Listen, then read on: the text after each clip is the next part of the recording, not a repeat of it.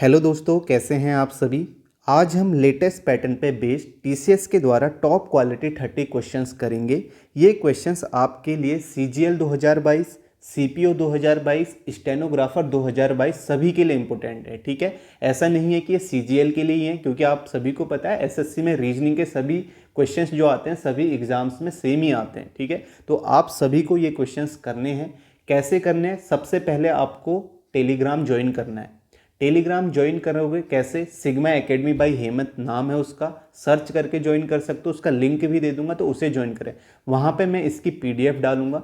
ये यहाँ पे 30 क्वेश्चंस हैं। 30 क्वेश्चंस इसलिए लिए हैं क्योंकि अभी मेंस में भी आपके 30 क्वेश्चंस आने वाले हैं, तो उस हिसाब से एक बार आप देख लें 30 क्वेश्चन प्रैक्टिस करके। ठीक है, तो वहाँ पे टेलीग्राम पे इसकी पीडीएफ मिलेगी। आप 20 मिनट ले लेना, 20 मिनट में 30 क्वेश्चन काफ़ी होते हैं। ठीक है, तो आप 20 मिनट में 30 क्वेश्चंस करना और देखना कि आपने कितने क्वेश्चन सही किए। उसके बाद ही इसका सॉल्यूशन देखना। ठीक है, तो ये आपके लिए इम्पोर्टेंट भी हैं। तो आप सभी को पहले ये काम करना है और उसके बाद आपको शेयर जरूर करना है। ठीक है, शेयर जरूर करें। ठीक है, ज़्यादा से ज़्यादा शेयर करें। मैं आपके लिए इतनी मेहनत कर रहा हूँ, तो आपका भी हक बनता है कि आप शेयर करें वीडियो को। ठीक है, वीडियो को शेयर करें, टेलीग्राम चैनल ज्वाइन करें।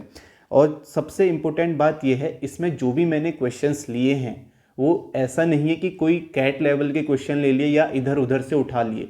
जो एसएससी ने टीसीएस के द्वारा पूछे हैं वही क्वेश्चंस लिए हैं। आप देखेंगे ऐसे क्वेश्चन भी पूछे जाते हैं, तो कलेक्ट किए हैं, टाइम लगा है, मेहनत लगी है। तो आपको इन सभी की प्रैक्टिस करनी है। अच्छे क्वेश्चंस हैं यहाँ पे। इन क्वेश्चनों को लाने का मेरा मतलब बिल्कुल भी आपको डिमोटिवेट करना नहीं है। आपको प्री में आसान क्वेश्चन भी मिलेंगे और कोई टफ क्वेश्चन भी मिलेंगे। इस तरीके से आप तैयारी करोगे तो आपको फ़ायदा होगा। मैं ये मानता हूँ कि जितने भी बच्चे मेरे से जुड़े हुए हैं वो कोई ऐसा नया बच्चा नहीं है कि जो पहली बार सीजीएल दे रहा होगा। ज़्यादा से ज़्यादा बच्चे जो हैं उन्होंने इससे पहले भी आपके एग्ज़ाम्स दिए होंगे, तो उन्हें आइडिया होगा, उन्होंने सब कवर किया होगा। तो अभी यहाँ पे अच्छे क्वेश्चंस हैं और इससे पहले भी मैंने आपको बहुत सारे क्वेश्चंस करा दिए हैं। हर टॉपिक के क्वेश्चंस कराए हुए हैं, काफ़ी क्वेश्चंस कराएं। आप उनकी प्रैक्टिस करें और सारे लेटेस्ट पूछे हुए क्वेश्चन कराएं, तो उन्हें भी देखें जो नया जुड़ा हुआ है। जिन्होंने नहीं देखे वो ये ना बोले कि यार फिर से सीजीएल 2022 के क्वेश्चन करा दो, सीजीएल 2021 के करा दो, जो कि मैं ऑलरेडी करा चुका हूं। तो आप उन वीडियो को जरूर देखें, प्लेलिस्ट बनाई हुई है।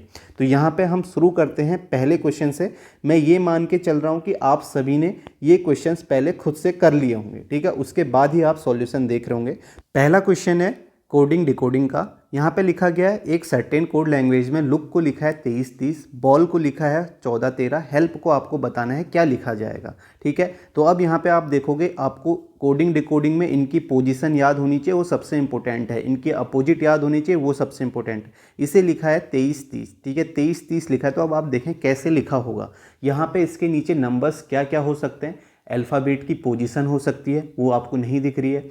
आपका अल्फ़ाबेट का अपोजिट की पोजीशन हो सकती है, वो नहीं दिख रहा है। ठीक है, क्रॉस में पोजीशन हो सकती है, वो भी नहीं दिख रहा है। ठीक है, और क्या है यहाँ पे क्रॉस में? आप देखें क्रॉस में अपोजिट की पोजीशन या अल्फ़ाबेट की पोजीशन लिखी हो सकती है। ठीक है, आप देखेंगे या उनका डिजिट सम लिखा हुआ हो सकता है उनकी पोजीशन का। अब सबसे पहले आप क्या करिए, यहाँ पे इनकी पोजीशन लिख लीजिए। ठीक है, 12, 15, 15, 11। ठीक है, आप सभी ने खुद से किया होगा। अब यहाँ पे आप देखो कि 12, 15, 15, 11 है, तो यहाँ पे क्या होगा आपको सोचना है इनकी पोजीशन को देख के ही। अब जैसे ही आपने ये पैटर्न देखा तो ये पैटर्न आगे भी पूछा जा सकता है, फिर आपको ध्यान भी रखना है।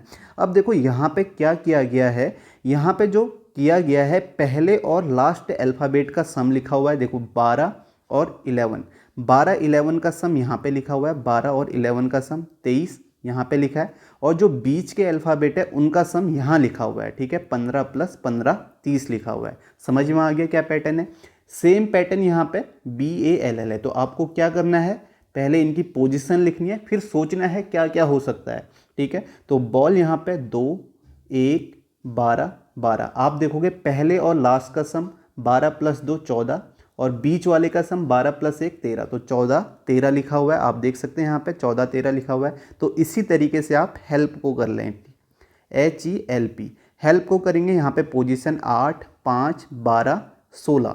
ठीक है, अब 16 और 8 कितना होता है? 24। ठीक है, पहला और लास्ट लिखा है शुरुआत में, बीच वाला 12 और 5 17 यहाँ पे लिखा है। तो 24, 17 इसका आंसर होगा, जो कि आपका फोर्थ ऑप्शन होगा। एग्ज़ाम में आप कैसे कर सकते हैं, अगर आपने पैटर्न यहाँ पे ढूंढ लिया है तो आपको इसे करने की ज़रूरत नहीं है, ठीक है। आप सीधे इसे भी कर सकते हैं, अगर आपको टाइम लग रहा है तो जो भी आपने यहाँ पे पैटर्न सोच लिया है, लॉजिक सोच लिया है, तो आप डायरेक्ट भी कर सकते हैं, ठीक है। तो वहाँ पे आपको ये देखना पड़ेगा और ये अच्छे क्वेश्चंस यहाँ पे हैं। और कैसे करने हैं, कोडिंग डिकोडिंग के सबसे ज़्यादा क्वेश्चंस करने हैं और मैंने काफ़ी क्वेश्चन आपको करा दिए, काफ़ी क्वेश्चन, ठीक है, उन्हें आप जरूर देखें। तो इसका राइट आंसर क्या होगा, फोर्थ ऑप्शन 24-17।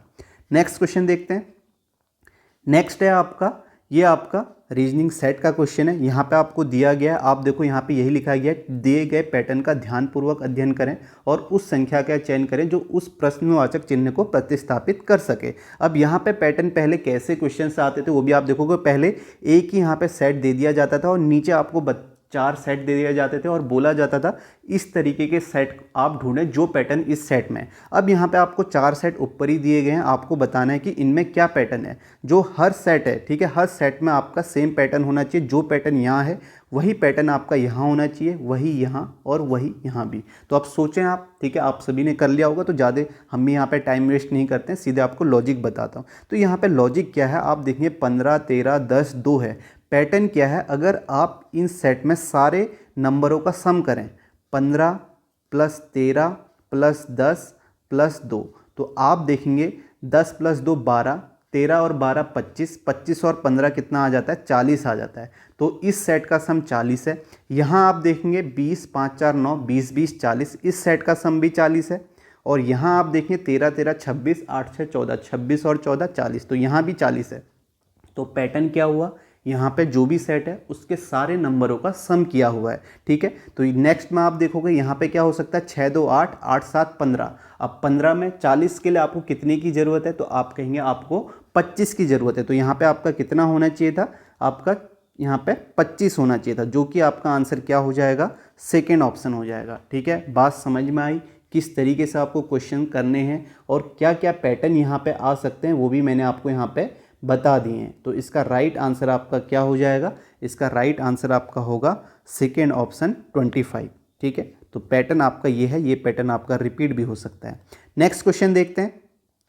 नेक्स्ट देखें, इस क्वेश्चन को करें, यहाँ पे क्या पैटर्न होगा, ठीक है। आपको देखना, आपको पता है जब भी आपके पास नंबर सीरीज के क्वेश्चन आते हैं तो आप क्या निकालते हैं, गैप निकालते हैं। गैप निकाल के पैटर्न आप सोचते हैं क्या पैटर्न हो सकता है। तो हम यहाँ पे शुरुआत वही कर लेते हैं, गैप निकालते हैं।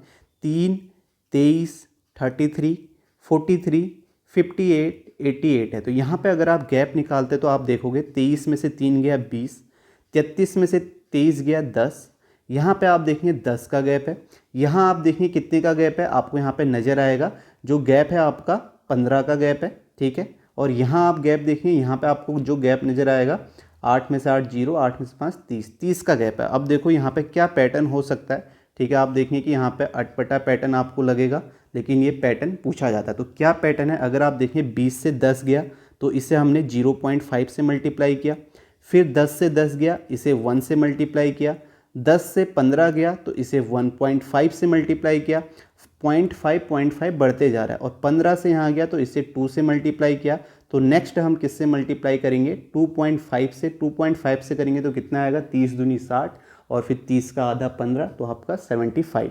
तो यहाँ पे जो गैप होना चाहिए वो 75 का होना चाहिए, यानी कि 8, 5, 13 की 3 और 1, 8, 8, 16, तो 163 इसका आंसर आएगा, जो कि आपका ऑप्शन क्या है, फोर्थ ऑप्शन है, ठीक है। ये पैटर्न आपको ध्यान में रखना है, काफ़ी क्वेश्चन पूछे जाते हैं, क्योंकि यहाँ पे जब आप गैप निकालते हैं तो आपको ऐसा गैप मिलता है तो आप सोचते हैं कि पता नहीं क्या है, कुछ और सोचने लग जाते हैं। तो आपको ये ध्यान में रखना है कि इस तरीके से मल्टीप्लाई भी होगा, ठीक है। नेक्स्ट क्वेश्चन है, यहाँ पे आप देख सकते हो, ये आपका डायरेक्शन का क्वेश्चन बोल सकते हो, आपका कोडेड डायरेक्शन का क्वेश्चन है, ठीक है। तो यहाँ पे क्या दिया गया है, $P का मतलब क्या है, P is to the north of Q, ठीक है। फिर P एंड Q का मतलब आपको बताया गया है क्या है, P स्टार Q का मतलब है, P% Q का मतलब आपको बताया गया है क्या है, ठीक है, वो किस डायरेक्शन में है। और यहाँ पे आपको ये लिखा गया P@QR मीन्स क्या है। अगर P@QR आता है तो उसका मतलब है P stands exactly in the middle of horizontal line QR, ठीक है। ये सारी चीज़ें यहाँ पे आपको देखनी है जो लिखा हुआ है, नोट में भी आपको लिखा गया है। P6M$Q का मतलब क्या है, P जो है 6 meter to north of Q, ठीक है, जो 6 मीटर है वो नॉर्थ में है, ठीक है। P6m, 6m का मतलब यहाँ पे मीटर है, ठीक है। तो 6 मीटर है, तो P जो है 6 मीटर है किसके, Q के नॉर्थ में, ठीक है। ये डॉलर का मतलब आप देखोगे, डॉलर का मतलब यहाँ पे यही है, नॉर्थ में है, ठीक है। ये बात लिखी गई है, सारी चीज़ लिखी गई है। अब आपसे क्या पूछा गया है, find the shortest distance between G and C in the following expression. तो आपको G और C के बीच में शॉर्टेस्ट डिस्टेंस बतानी है। तो आपको जब भी इस तरीके से एक्सप्रेशन दिया जाता है तो आपको क्या करना है, आपसे जितना पूछा गया, जैसे आपसे बोला गया है G और C के बीच में न्यूनतम दूरी आपको निकालनी है, तो आपको इस एक्सप्रेशन को कहाँ से कहाँ तक सॉल्व करना है, G से लेके C तक। जैसे आप देखोगे C से लेके G तक आपका इतना एक्सप्रेशन है, तो आपको इतना ही सॉल्व करना है। इतना करोगे तो आपको शॉर्टेस्ट डिस्टेंस मिल जाएगी, ठीक है। हमेशा ब्लड रिलेशन के जो कोडेड ब्लड वाले क्वेश्चंस होते हैं वहाँ भी मैंने आपको बताया है, जिसके बीच में आपसे रिलेशन पूछा जाए उतना ही आपको सॉल्व करना है एक्सप्रेशन। तो यहाँ पे आप देखोगे C से लेके G तक, तो C 12m डॉलर, S का मतलब क्या है, अभी मैंने बताया डॉलर का मतलब आप देखो, डॉलर का मतलब है नॉर्थ में, जो C है नॉर्थ में S के, ठीक है। और कितना मीटर, 12 मीटर, यही नोट में भी लिखा हुआ था यहाँ पे, तो हम यहाँ पे बना देंगे। जो C है वो आपका क्या है, S के नॉर्थ में, यानी कि C जो है S के नॉर्थ में कितना मीटर है, 12 मीटर है, 12 मीटर है, इतना हमने सॉल्व कर लिया। उसके बाद आप देखोगे यहाँ पे लिखा है S के बाद 5 मीटर स्टार G, ठीक है। S 5 मीटर स्टार G, तो स्टार का मतलब क्या है, आप देखो स्टार का मतलब ये है पश्चिम में है, या आप कह सकते हो Q जो है वेस्ट में है P के, Q जो है वेस्ट में है P के। तो यहाँ पे क्या हो जाएगा, इस एक्सप्रेशन में S है Q की जगह, S जो है G के वेस्ट में है, ठीक है। कितने मीटर है, आपसे बोला गया है 5 मीटर है, S जो है G के वेस्ट में 5 मीटर है, तो S ये है तो वेस्ट आपका G यहाँ पे होना चाहिए, तो ये आपका 5 मीटर होगा, ठीक है, 5 मीटर हो जाएगा। और हमने यहाँ से C से लेते G तक सॉल्व कर लिया, ठीक है। G से लेके C तक मैंने आपको बताया था कि इतना ही सॉल्व करना है, हमने यहाँ तक सॉल्व कर लिया है, और जो जो यहाँ पे लिखा था वो देख लिया। अब आपसे क्या बताना है, G और C के बीच में शॉर्टेस्ट डिस्टेंस, तो सबसे न्यूनतम दूरी क्या होगी, ये दूरी हो जाएगी आपके, ये दूरी होगी सबसे न्यूनतम, ठीक है। तो ये आप देख रहे होगे, जैसे ही आपने देखा होगा ये 5, 12, 13 ये आपके क्या होते हैं, ये आपके ट्रिपलेट्स होते हैं। तो यहाँ पे आपका C और G के बीच में शॉर्टेस्ट डिस्टेंस कितनी हो जाएगी, 13 मीटर हो जाएगी। तो इसका राइट आंसर क्या होगा, फोर्थ ऑप्शन 13 मीटर। तो आसान क्वेश्चन था, आसानी से आपने कर लिया, बस आपको लैंग्वेज थोड़ा सा बड़ी दे दी थी। ऐसा हो सकता है कि क्वेश्चन आसान हो और आपको लैंग्वेज देख के आप इसको स्किप कर दें, ठीक है।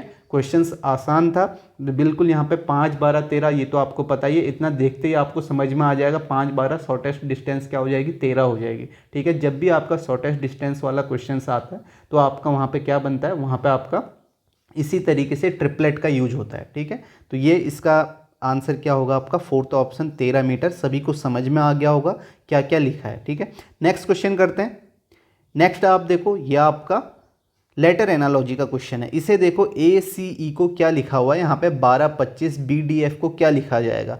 अब आप देखेंगे ACE, तो आप सोच सकते हैं यहाँ पे इनकी पोजीशन आपको नज़र आ रही है, पोजीशन तो नज़र नहीं आ रही है, ठीक है।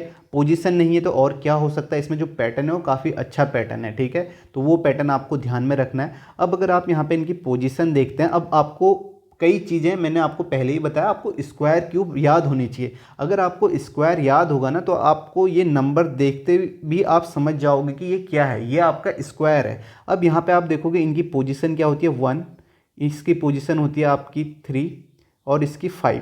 अब इनका स्क्वायर करोगे, 1 का स्क्वायर, 3 का स्क्वायर, 5 का स्क्वायर और ऐड करोगे तो आपको कितना मिलेगा, 1 मिलेगा, 9 मिलेगा, 25 मिलेगा। तो आप देखोगे 25 और 9 34, 34 और 1 35, तो 35 आ गया सम, ठीक है, इनके स्क्वायर का।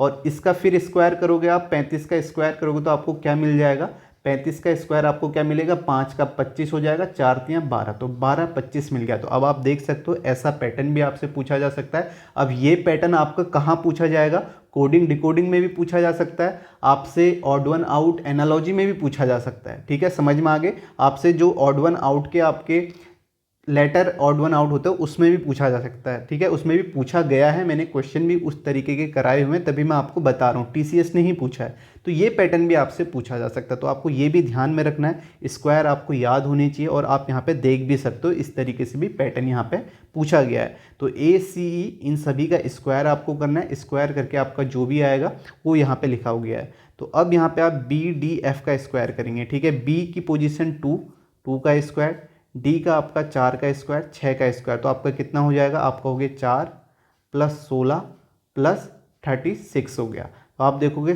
16 4 20, 20 और 30 56, ठीक है, 56 हो जाएगा। अब आपको 56 का स्क्वायर निकालना है, 56 का स्क्वायर 50 से कितना ज़्यादा है, 36, 6 ज़्यादा है, तो यहाँ पे 36 आ जाएगा, लास्ट में 36 आ जाएगा। और आपका ये आपका 25 से कितना, 25 और 5 आपका कितना हो जाएगा, 30, ठीक है। तो ये आपका 25 और 6 कितना हो जाएगा आपका 31, तो 31 36 इसका स्क्वायर हो जाएगा, जो कि आपका फोर्थ ऑप्शन है, ठीक है। समझ में आ गया किस तरीके से। अब आपको स्क्वायर भी याद होनी चाहिए, मैंने आपको बताया भी स्क्वायर आप कैसे निकाल भी सकते हैं। जैसे आपने देखा कि ये आपका 50 से 6 ज़्यादा है तो उस 6 का स्क्वायर कर लेते हैं, और 25 से कितना ज़्यादा है, 25 से आप देखोगे 25 और 6 31 ज़्यादा है, वो यहाँ पे लिख लेते हैं। तो 31 36 इसका स्क्वायर हो जाएगा, जो कि आपका फोर्थ ऑप्शन है। तो ये पैटर्न आप देख सकते हो यहाँ पे क्या पैटर्न है।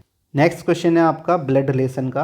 अच्छा क्वेश्चन है, थोड़ा आपको टाइम लग सकता है पढ़ने में, लेकिन आपको स्टेटमेंट बाय स्टेटमेंट इसे जोड़ते हुए करते जाना है। यहाँ पे आपको कुछ ध्यान रखना है, जैसे मैं आप यहाँ पे फीमेल और मेल को कैसे डिनोट करता हूँ, माइनस और प्लस से, ठीक है। ऐसे ही आप जिससे भी डिनोट करते हैं वैसे ही आपको सॉल्व करना है अपने तरीके से, उसमें आप ज़्यादा एफिशिएंट होंगे और ज़्यादा अच्छे से कर पाएंगे।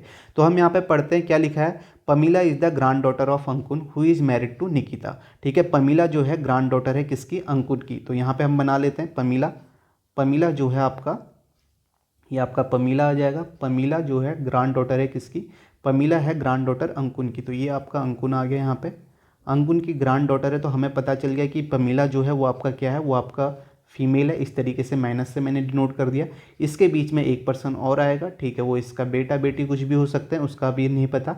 आगे लिखा है who is married to Nikita, who अपने से पहले वाले के लिए। तो अंकुन ने शादी किससे की है, निकिता से की है। यहाँ पे डबल साइन आ जाएगा निकिता से, ठीक है, निकिता, ये आपका निकिता आ गया यहाँ पे। और निकिता आगे आप देखोगे Murli is the brother in law of Ankun, ठीक है। तो अंकुन का ब्रदर इन लॉ है, तो यानी कि साला है, तो ये आपका अंकुन यहाँ पे ये है, ठीक है, प्लस, और साला है तो मुरली यहाँ आ जाएगा, और सिंगल साइन ये आपका सिबलिंग्स को डिनोट करेगा, मुरली।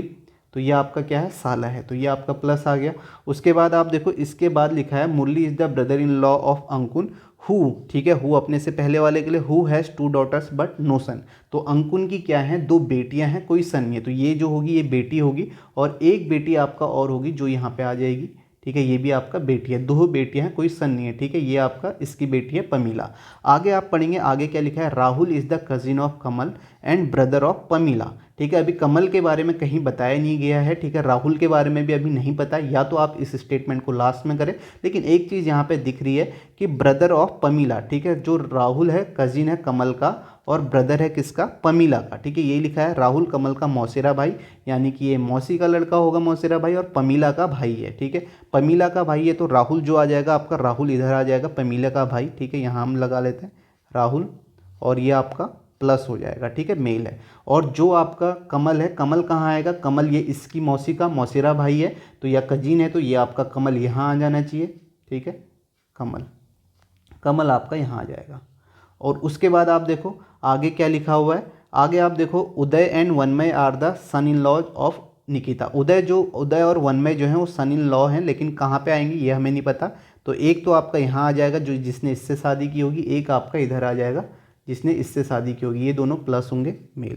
अब आगे आप पढ़ोगे तो आगे लिखा है वनमय इज मैरिड टू यामिनी, वनमय ने जो शादी की है वो यामिनी से की है, and they have 2 daughters and the 1 son, उनकी क्या है, 2 बेटियां और एक सन है।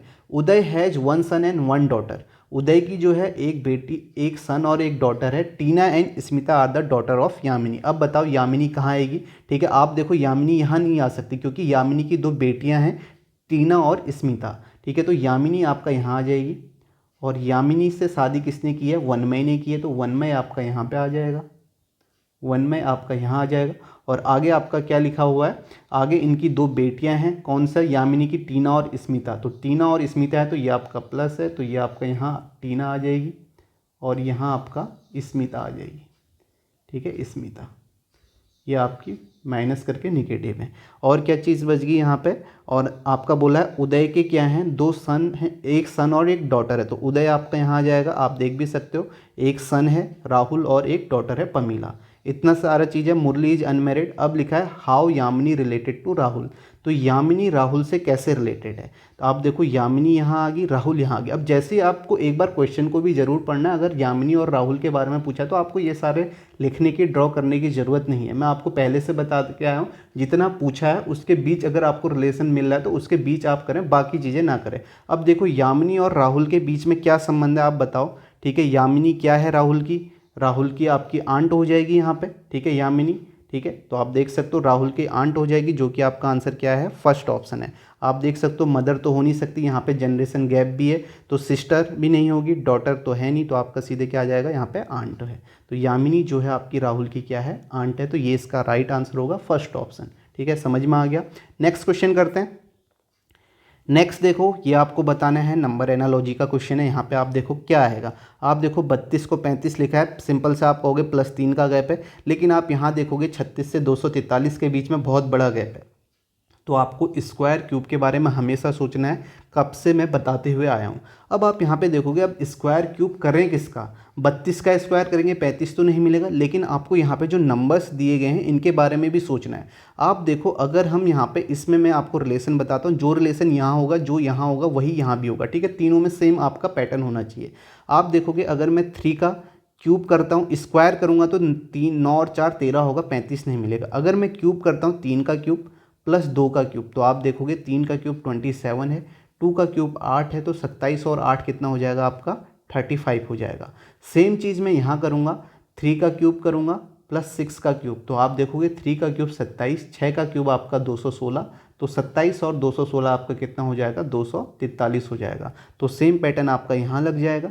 आप कहोगे 3 का क्यूब प्लस 4 का स्क्वायर, तो 3 का क्यूब आपका कितना होता है 27, और 4 का क्यूब आपका कितना होता है, 4 का क्यूब आपका 64 होता है। तो आप यहाँ पे कहेंगे 7 और 4 11 आ जाएगा, 1 आ जाएगा, और ये आपका 91 हो जाएगा, जो कि आपका थर्ड ऑप्शन है, ठीक है, समझ में आ गया। 91 इसका राइट आंसर होगा। कैसे होगा वो भी आप देख सकते हैं। तो आपको स्क्वायर क्यूब हमेशा ध्यान में रखना है, और जो भी पैटर्न आपको सोचना है, आपके पास जो ये नंबर दिए गए इनको देखते हुए सोचना आपने, ठीक है। नेक्स्ट क्वेश्चन देखते हैं। नेक्स्ट देखें, इसे बताएं यहाँ पे क्या होगा, ठीक है, इसका राइट आंसर यहाँ पे क्या होगा, सभी को बताना है, ठीक है, इसका राइट आंसर यहाँ पे क्या होगा, ठीक है। अब एक तरीका तो यहाँ पे सिंपल सा, ये तो आसान क्वेश्चन लग रहा है, क्योंकि यहाँ पे मुझे क्या दिख रहा है, 9 जो है ये आपका क्या है, ये आपका ऑड नंबर है, ठीक है, ये भी आपका ऑड नंबर है, और ये भी आपका ऑड नंबर है, ठीक है, ये आपके तीनों ऑड नंबर है। आप देख सकते हो 463, 137, 229, तो आपका राइट आंसर आपका यहाँ पे क्या हो जाएगा, सेकेंड ऑप्शन हो जाएगा। ऑड वन आउट में क्या करना होता है, ऑड वन आउट में यही करना होता है, 4 संख्याओं में से 3 संख्या के एक निश्चित तरीके से एक जैसी होती है। 4 संख्याओं में से जो 3 होंगी उसमें एक पैटर्न होगा, ठीक है, और आपको वही बताना होता है जो आपका अलग होता है, ठीक है। पैटर्न की भी यहाँ प्रायोरिटी होती है, जैसे आप पहले स्क्वायर क्यूब, पहले आप प्राइम नंबर देखते हैं, फिर उसके बाद स्क्वायर क्यूब देखते हैं, फिर इस तरीके से आप देखें मल्टीप्लाई, डिवीजन, ये सारा चीज़ देखते हैं, फिर डिजिट सम देखते हैं, फिर ऑड इवन, ये सब चीज़ देखते हैं, ठीक है। ये इस तरीके से आपको देखना होता है। तो आप देखिए यहाँ पे ये शायद प्राइम नंबर भी हैं, 229, 137, 463, ये आपके प्राइम नंबर भी हैं, फर्स्ट और थर्ड फोर्थ, ठीक है, तीनों आपके क्या हैं, प्राइम नंबर हैं। 308 आपका प्राइम नंबर नहीं है, ये लॉजिक भी यहाँ पे लग जाएगा। तो आपका राइट आंसर यहाँ पे क्या होगा, 308 होगा, ठीक है, समझ में आ गया। नेक्स्ट क्वेश्चन देखते हैं। नेक्स्ट देखें, इसे आपको बताना है यहाँ पे क्या होगा इसका राइट आंसर। ये आपका अच्छा क्वेश्चन है, ठीक है। राधा सप्ताह के 5 अलग अलग दिनों सोमवार से शुक्रवार तक 5 अलग अलग रंगों लाल, हरे, पीले, जामुनी और भूरे रंग के कपड़े पहनती है, ठीक है। यहाँ पे आपको इस एक टाइप से पजल दी गई है, और ये सारे क्वेश्चन जो है ये आपके TCS के द्वारा पूछे हुए हैं, तो ऐसे ही क्वेश्चन आपको मिलेंगे, ठीक है। तो यहाँ पे आप देखो, Radha wear 5 different colour clothes, red, green, yellow, purple and brown on 5 different days of week, ठीक है, from Monday to Friday. Monday से फ्राइडे के बीच में है, तो हम यहाँ पे पहले ये लिख लेते हैं मंडे, ठीक है, मंडे, ट्यूसडे, वेडनेसडे, थर्सडे और फ्राइडे, ठीक है, ये मैंने लिख दिया। अब यहाँ पे आप देखोगे कि ये कौन से वो कपड़े पहनती है वो दिखाया गया, यहाँ पे लिखा हुआ है, वह बुधवार को लाल रंग के कपड़े पहनती है, यानी कि जो वेडनेसडे है, वेडनेसडे को वो रेड कलर पहनती है, ठीक है। She wears red clothes on Wednesday, ये फिक्स है। सबसे पहले आपको फिक्स इन्फॉर्मेशन ही लिखनी होती है, ठीक है। उसी के अकॉर्डिंग आप आगे पीछे लिखते जाते हो। तो यहाँ वेडनेसडे को रेड पहनती है। She does not wear green and brown clothes on Monday और फ्राइडे, तो यहाँ पे आपको साइड में लिख लेना है मंडे और फ्राइडे को वो ग्रीन और ब्राउन नहीं पहनती है, ठीक है। ग्रीन और ब्राउन नहीं पहनती है मंडे और फ्राइडे को, इस तरीके से आप लिख सकते हैं ग्रीन और ब्राउन नहीं पहनती है, ताकि आपको याद रहे कि यहाँ पे आपका ग्रीन और ब्राउन नहीं आएगा।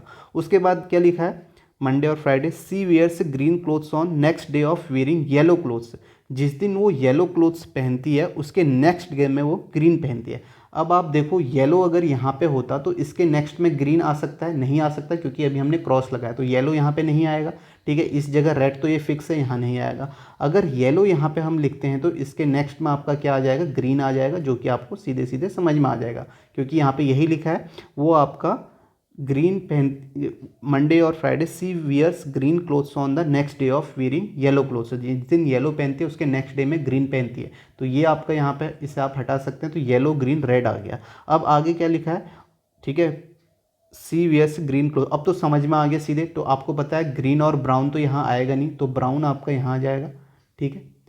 ब्राउन आपका यहाँ आ जाएगा, ग्रीन ऑलरेडी आ चुका है, तो अब बचा कौन सा कलर, यहाँ पे आप देखोगे पर्पल बचा, तो पर्पल आपका यहाँ पे आ जाएगा, सिंपल है, ठीक है। अब आपको पूछा गया है कि on which day does she wear brown clothes, तो ब्राउन किस दिन पहने, थर्सडे में पहने, तो इसका राइट आंसर क्या होगा, फोर्थ ऑप्शन थर्सडे। तो इस तरीके से आपका क्वेश्चन आ सकता है, ठीक है। तो आप देख सकते हैं यहाँ पे इसका राइट आंसर फोर्थ ऑप्शन हो जाएगा। नेक्स्ट क्वेश्चन देखते हैं। नेक्स्ट देखें, इसे बताएं, ये आपका लेटर ऑड वन आउट का है, तो यहाँ पे क्या इसका आंसर होगा आपको बताना है, ठीक है। आप देख सकते हैं जो इनके अल्फ़ाबेट है इनके बीच में गैप देख सकते हैं। अगर आप देखें यहाँ पे 16 के बाद सीधे 1 है, और यहाँ पे 4 है, 4 के बाद आपका 5 है, तो यहाँ पे गैप बिल्कुल आपको नज़र नहीं आ रहा है, गैप बिल्कुल अटपटा गैप है, ठीक है। तो अब यहाँ पे आपको क्या नज़र आना है, क्या देखना है आपको, वोवल्स और कंसोनेंट के बारे में हमेशा सोचना है। अगर आप पहले वाले ऑप्शन में देखेंगे, इसमें एक वोवल्स है, ठीक है, 3 कंसोनेंट है, इसमें भी एक वोवल्स है, 3 कंसोनेंट है, और फोर्थ वाले में देखेंगे इसमें भी एक वोवल्स है, 3 कंसोनेंट है। लेकिन अगर आप थर्ड ऑप्शन में देखेंगे तो यहाँ पे आपके कितने वोवल्स हैं, 2 वोवल्स हैं, 2 कंसोनेंट है। तो डिफरेंट कौन सा हो गया, ठीक है। ऑड वन आउट में यही ध्यान में रखना है, 3 ऑप्शन जो होंगे आपके एक जैसे होंगे, उसमें एक पैटर्न होगा और एक आपका डिफरेंट होगा। तो आपको यहाँ पे डिफरेंट कौन सा नज़र आ रहा है, थर्ड ऑप्शन। तो थर्ड ऑप्शन इसका राइट आंसर हो जाएगा ZOOM, क्योंकि इसमें 2 वोवल्स हैं, ठीक है। नेक्स्ट क्वेश्चन देखो, यहाँ पे कोडिंग रिकॉर्डिंग का क्वेश्चन है, अच्छा क्वेश्चन है ये भी, ठीक है। इसे भी आपको जरूर देखना है और मेंस लेवल का आप इसे क्वेश्चन बोल सकते हैं। यहाँ पे रिफ्यूजल को ये लिखा गया है, पोइट्री को ये लिखा है, और प्रॉफिट को कैसे लिखेंगे, ठीक है। आप सभी ने पहले खुद से करना है, उसके बाद ही देखना है। अब आप देखोगे रिफ्यूजल को यहाँ पे कैसे लिखा गया, क्या पैटर्न है, REFUSAL। तो यहाँ पे सबसे पहले आप देखोगे इनके नीचे पोजीशन आपको नहीं दिख रही है, अपोजिट की पोजीशन नहीं दिख रही है, तो क्या हो सकता है। तो यहाँ पे जो पैटर्न है वो ये पैटर्न है, सबसे पहले इसे आपका इंक्रीजिंग ऑर्डर में लिखा हुआ है, डिक्शनरी ऑर्डर में। तो आप देखेंगे सबसे पहले आपका क्या आएगा, इसमें A आएगा, A के बाद आपका क्या आएगा, E आएगा, फिर F आएगा, फिर आपका L, फिर R, फिर S, फिर U। अब आप इनकी पोजीशन लिख लीजिए, पोजीशन है 1, 5, 6, 12, 18, 19, 21। अब आप देखेंगे इसके नीचे क्या नंबर आएगा, इसके नीचे 2 आएगा, इसके नीचे 10 लिखा हुआ है, इसके नीचे 12। अब ये नंबर कैसे लिखे हुए हैं वो भी मैंने आपको बताया, कैसे आप देख सकते हो, ठीक है। आप पहले तो आपको यही देखना है, इसके नंबर, इसकी पोजीशन हो सकती है, इसके अपोजिट की पोजीशन हो सकती है, इसके पोजीशन का डिजिट सम हो सकता है, ठीक है, और क्या क्या हो सकता है अभी आपको नज़र आ जाएगा। और मैंने ये भी बताया ई के नीचे आपका 1 नहीं आएगा। अगर आप देखो यहाँ पे ऐसे लिखते हो, ए के नीचे आपने कहा मैंने 21 लिख दिया, तो ई के नीचे आप देखोगे 0 आएगा, या 01 इस तरीके से नहीं आएगा। 0 जो आएगा अपने से पहले वाले नंबर के साथ ही आएगा, क्योंकि इतने सारे क्वेश्चन मैंने आपको कराए सब में ऐसा ही था, ठीक है। तो यहाँ पर भी इस तरीके से और देख भी आप सकते हो, और क्या क्या देख सकते हो, पोजीशन, अपोजिट, ये मैंने बताया, अभी आपको समझ में भी आ जाएगा। और क्या हो सकता है, देखो 12 लिखा हुआ है, एल के नीचे यहाँ पे आप देखोगे, एल के नीचे यहाँ पे फिर 3 आ जाएगा, फिर यहाँ पे 12, 12 के बाद आपका 3, फिर आप देखोगे यहाँ पे 9, फिर आपको यहाँ पे 10 और फिर से 3 है। अब देखो और क्या क्या हो सकता है, इसकी पोजीशन 1 है और यहाँ पे 2 लिखा है, तो आपका क्या हो सकता है, डबल हो सकता है, इसकी पोजीशन का डबल किया हुआ है। अब देखोगे यहाँ पे ई के नीचे इसकी पोजीशन का डबल। अब और क्या क्या नंबर हो सकते हैं, डबल भी हो सकता है, तो आप ऐसे भी समझ सकते हो, डबल भी हो सकता है, ट्रिपल भी हो सकता है, ठीक है, पोजीशन का ट्रिपल। तो आपको समझ में आ जाएगा कि कौन से अल्फ़ाबेट के नीचे कौन सा आपका नंबर होगा। अब देखो 6 से आप देखोगे यहाँ भी आपका डबल किया हुआ है। अब एल को आप देखोगे यहाँ पे डबल नहीं किया हुआ है, यहाँ पे 3 लिखा है, तो क्या पैटर्न हो सकता है, जो भी अल्फ़ाबेट लिखे हैं उसके अकॉर्डिंग ही आपको सोचना है। मैंने आपको बताया था डिजिट सम भी हो सकता है। अब आप देखो 2 और 1 3, यहाँ पे इसका डिजिट सम लिखा हुआ है, ठीक है, डिजिट सम। यहाँ आप देखोगे आर के नीचे आई है, तो ये भी आपका डिजिट सम है, 8 1 9। फिर एस के नीचे आपका 10 है, तो ये भी आपका डिजिट सम है, 9 1 10। और यू के नीचे 3 है, तो ये भी आपका डिजिट सम है। तो पैटर्न क्या है वो मैं बताता हूँ। पैटर्न क्या है, पहला तो ये है कि आपको यहाँ पे इंक्रीजिंग ऑर्डर में लिखना है, ठीक है, डिक्शनरी ऑर्डर में आप कह सकते हो, या आपका ये डिक्रीजिंग ऑर्डर भी हो सकता है, इंक्रीजिंग भी हो सकता है। तो यहाँ पे इंक्रीजिंग ऑर्डर में लिखना है, पहला स्टेप। दूसरा स्टेप क्या है, जो भी अल्फ़ाबेट सिंगल डिजिट वाले हैं, जिनकी पोजीशन सिंगल डिजिट में है, ठीक है, सिंगल डिजिट वाले जो अल्फ़ाबेट हैं उनकी पोजीशन का क्या किया गया है, उनकी पोजीशन का डबल किया हुआ है। और जो डबल डिजिट वाले हैं, तीसरा जो आपका डबल डिजिट वाले अल्फ़ाबेट है, जिनकी यानी कि डबल डिजिट में पोजीशन होती है, तो उनका क्या किया गया, उनका आपका डिजिट सम किया हुआ है, ठीक है, डिजिट सम, ठीक है। ये समझ में आ गया पैटर्न क्या है। तो ये पैटर्न अच्छा पैटर्न है और आपसे पूछा जा सकता है। इस जो ये 3 पैटर्न है ना, इसमें 3 क्वेश्चन भी बन सकते हैं, ठीक है, और बने भी हैं। या तो आपका सिंपल सा क्वेश्चन क्या बन जाएगा कि सिर्फ यहाँ पे आपको रिफ्यूजल को या तो इंक्रीजिंग ऑर्डर में लिख लेंगे या डिक्रीजिंग ऑर्डर में लिख देंगे, ये आपका एक क्वेश्चन हो जाएगा। दूसरा ये हो सकता है कि इनकी पोजीशन का डबल कर देंगे, ये आपका दूसरा आपका पैटर्न हो गया। तीसरा जो पैटर्न हो सकता है, उनकी जो भी पोजीशन होगी उसका आपका डिजिट सम कर सकते हैं। अब आप देखोगे ये 3 पैटर्न को एक ही क्वेश्चन में इन्होंने डाल दिया है, ठीक है। तो इस तरीके का क्वेश्चन पूछा गया था, ये आपके मेंस लेवल में पूछा जा सकता है। आप चाहें तो स्किप कर सकते हैं, लेकिन आप कितना स्किप करोगे, अगर आप स्किप करोगे तो कोई और कर लेगा। और पैटर्न अगर रिपीट हो रहे हैं तो फिर स्किप करने का कोई फ़ायदा नहीं होता। अगर नया पैटर्न आता है तो तब आप उसे स्किप कर सकते हो। तो आप देखो ये आपका यहाँ पे ये है, तो पोइट्री में इसमें आप इसे कर लेना। मैं सीधे आपको यहाँ पे प्रॉफिट को बता देता हूँ, प्रॉफिट को आप कैसे लिखोगे। तो आपको पता है यहाँ पे प्रॉफिट है PROFIT। पहला स्टेप क्या है, इंक्रीजिंग ऑर्डर में लिखना है। तो आप देखोगे सबसे पहले क्या आएगा, F आएगा, F के बाद यहाँ पे I, फिर O, फिर P, फिर R, फिर T। अब जो सिंगल डिजिट वाले हैं उसका डबल, देखो F सिंगल डिजिट पोजीशन वाला अल्फ़ाबेट है, 6 है, 6 का डबल 12। I सिंगल है, 9 का डबल 18। ये आपका 15 है, तो 5 1 6 हो जाएगा। ये आपका 16 है, डबल डिजिट वाला 6 1 7। ये आपका डबल डिजिट 8 1 9। और ये आपका डबल डिजिट 2 और 0 2 हो जाएगा। तो इसका राइट आंसर क्या होगा, 12 18 6 7 9 2। तो कौन से ऑप्शन में, 12 18 6 7 9 2, सेकेंड ऑप्शन में ये इसका राइट आंसर हो जाएगा, ठीक है। समझ में आया, ठीक है। क्या पैटर्न था मैंने आपको बता दिया, ये 3 पैटर्न है, 3 अलग क्वेश्चन बन सकते हैं इसमें। तो इसका राइट आंसर सेकेंड ऑप्शन है। नेक्स्ट क्वेश्चन देखेंगे। नेक्स्ट देखें यहाँ पे क्या लिखा हुआ है, ये आपका लेटर सीरीज का क्वेश्चन है। इसे बताएं, इसे करें खुद से।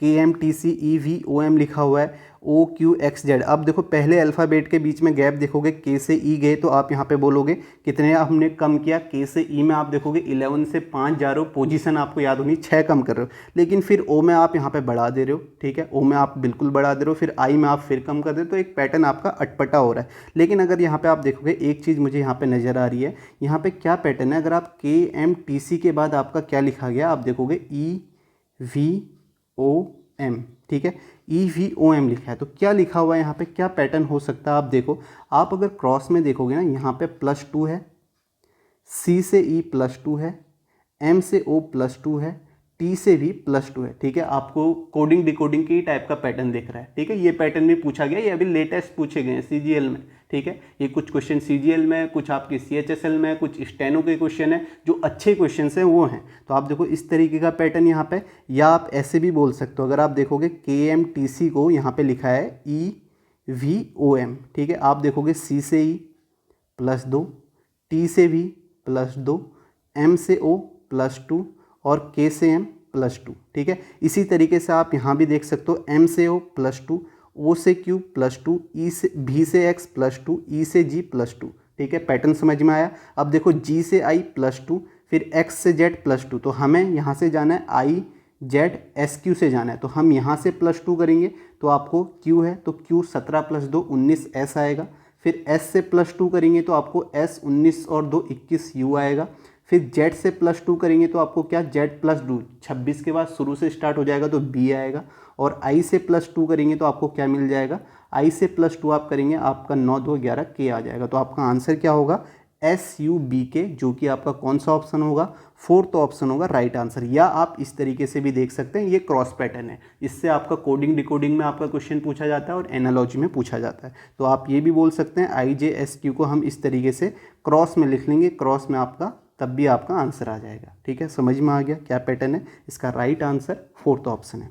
नेक्स्ट क्वेश्चन देखें, यहाँ पे लिखा हुआ है नीचे दिए गए प्रत्येक अक्षर को एक विशिष्ट संख्या दी गई है, संख्याओं के संयोजन का चयन इस प्रकार करें कि संगत अक्षरों को उनके अनुसार व्यवस्थित करने पर एक अर्थपूर्ण शब्द बने। तो यहाँ पे आपको ऐसे अरेंज करना है कि आपको एक मीनिंगफुल वर्ड बनाना है। तो यहाँ पे क्या होगा कि यहाँ पे आपको सारे ऑप्शन चेक करने पड़ेंगे। अब वो आपकी किस्मत है कि पहले ऑप्शन में आपको मीनिंगफुल वर्ड निकल जाए या लास्ट ऑप्शन में। ठीक है, तो ये आपका यहाँ पे देखा जाएगा कि कौन से ऑप्शन में आपका निकलता है, क्योंकि सारे ऑप्शन तो आपको चेक करने ही पड़ेंगे, तभी आपको मीनिंगफुल वर्ड के बारे में पता चलेगा और आपको मीनिंगफुल वर्ड है ये भी पता होना चाहिए। जैसे यहाँ पे हम देंगे, सीधे हम फोर्थ ऑप्शन को यहाँ पे चेक करेंगे, क्योंकि बाकी ऑप्शन में टाइम वेस्ट जाएगा, तो हम सीधे फोर्थ ऑप्शन करते हैं। तो यहाँ पर आप देखोगे 5 लिखा हुआ है, तो 5 में कौन सा है, 5 में आपको टी नज़र आएगा, टी आ गया।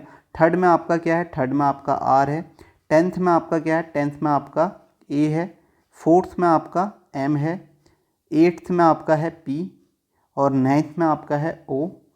1st में है L, 6 में है आपका I और 2nd में है N और 7 में है E। तो यहाँ पे आप देखोगे ये ट्रैम्पोलाइन यहाँ पे लिखा है। अब आप बताओ ट्रैम्पोलाइन मीनिंगफुल वर्ड है, आपको पता है ये क्या है? ठीक है, तो आपको ये पता भी होना चाहिए। तो क्या है वो मैं आपको यहाँ पे दिखा देता हूँ। तो ये आप देख सकते हैं, इसे हम ट्रैम्पोलाइन बोलते हैं। तो इसका राइट आंसर क्या है आपका, फोर्थ ऑप्शन है। ठीक है, तो ये चीज़ आपको पता होनी चाहिए, तो फोर्थ ऑप्शन इसका राइट आंसर हो जाएगा। नेक्स्ट क्वेश्चन करते हैं, ये अच्छे क्वेश्चन है, ये भी आपको पूछा हुआ क्वेश्चन है, इसे आप वर्ल्ड बिल्डिंग भी बोल सकते हैं। तो इस तरीके के क्वेश्चन भी आपसे पूछे जाते हैं।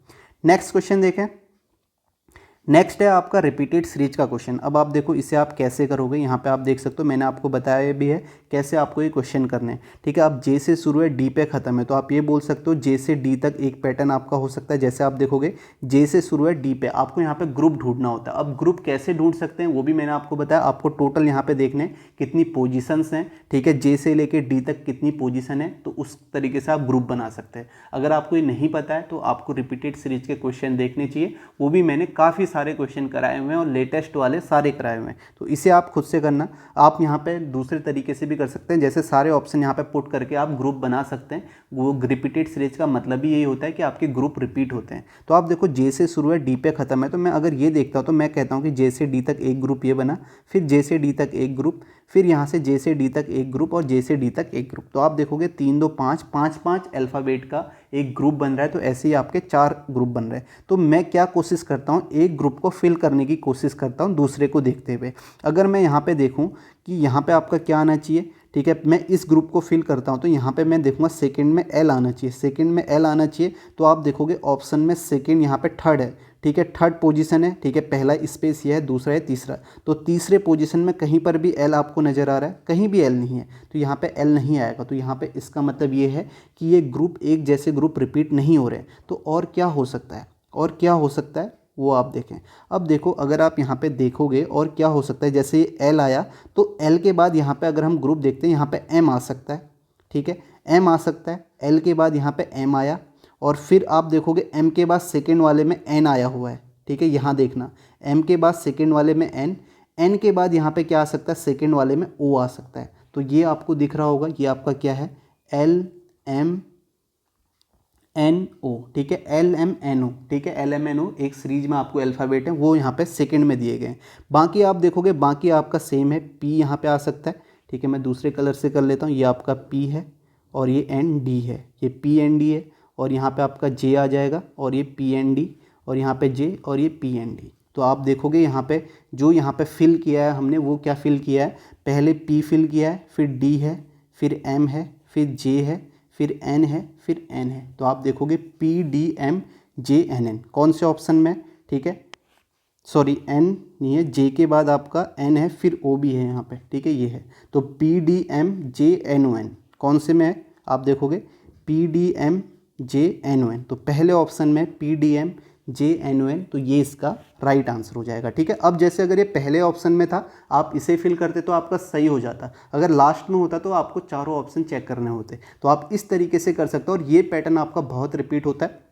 आप देखोगे चार जो अल्फ़ाबेट होंगे वो तो आपके सेम होंगे, लेकिन जैसे अभी यहाँ पे आपने सेकंड वाला अल्फ़ाबेट देखा, सेकंड नंबर का अल्फ़ाबेट LMNO इस तरीके से बढ़ रहा है, हो सकता है लास्ट नंबर का अल्फ़ाबेट इस तरीके से आगे बढ़ रहा होगा। तो ये क्वेश्चन भी काफ़ी रिपीट होते हैं, तो जिसने पहले किए होंगे तो उसे रिपीट ही नज़र आ रहा होगा ये पैटर्न, ठीक है, वो पैटर्न आपको ध्यान में आ जाएगा, ठीक है। तो ये इसका आंसर हो जाएगा। आप देख सकते हैं आपको ऐसे ही ग्रुप बनाने और आपको और ज़्यादा क्वेश्चन की प्रैक्टिस करनी है, ठीक है। तो ये पैटर्न आपका अच्छा पैटर्न था, ये पैटर्न आपका आगे भी आ सकता है। अभी आपने देखा सेकंड पोजीशन का वाला अल्फ़ाबेट LMNO इस तरीके से बढ़ रहा था, हो सकता है पहली पोजीशन वाला बढ़े, कैसे देखना है वो मैंने आपको बता दिया, ठीक है। तो आप यहाँ से भी ऑप्शन से भी देख सकते थे, ठीक है। तो इसका राइट आंसर आपका क्या है, फर्स्ट ऑप्शन है।